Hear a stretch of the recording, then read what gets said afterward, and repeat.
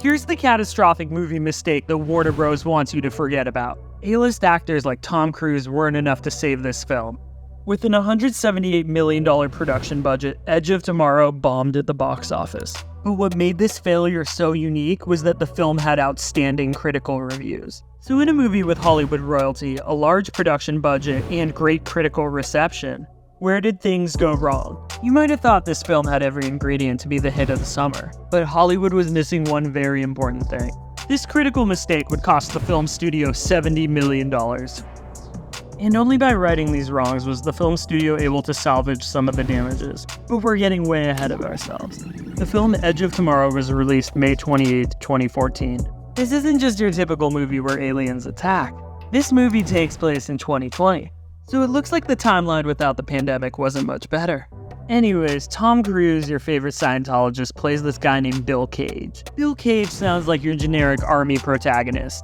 But in this film, Tom Cruise is so much more than a G.I. Joe stereotype. He's fighting a group of poser aliens called the Mimics. Tom Cruise's character initially doesn't make it very far against the aliens, probably because he has no combat experience, or he's just way too horny to care about the threats around him.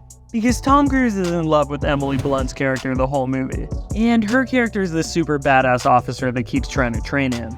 But there's something that makes Bill Cage really special. In this universe, we have video game rules. Tom Cruise is basically a god in this movie who's trapped in a time loop. He can die over and over again and keep saving his checkpoint. And if you've seen this movie, you know that he's okay dying because he just gets better at flirting each life. Stalking a crush in a previous life to get them to like you is a really bold move. Dying a billion times so a woman can forget each time that she rejected you is a really sus dating tactic. That's not exactly how it goes down, but this film is definitely worth the watch. The only thing you really need to take away from this is that the main character dies over and over again in a time loop until he can defeat the aliens. So what does any of this have to do with Warner Bros.' mistake? Well, in production, things got messy. It's safe to say that this film was going through a bit of an identity crisis. Edge of Tomorrow wasn't even the original name. You see, this film was actually based off a book. And this movie actually started as a Japanese novel called All You Need Is Kill.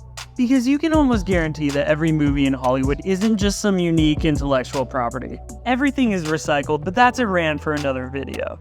A massive argument about the film's title took place. Executives and creatives were at odds with each other in a tale as old as time.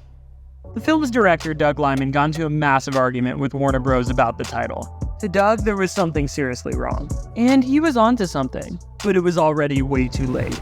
The source material, All You Need Is Kill, really didn't match the spirit of an action comedy. It sounded way too aggressive and didn't resonate with a prospective audience. The filmmakers knew it was time for a change. Doug was like, what if we call the film Live, Die, Repeat? And Warner Bros. Was like, shut up Doug, no one likes you, we're calling it Edge of Tomorrow. The film executive rejected Doug's ideas, and Edge of Tomorrow was the name they were stuck with.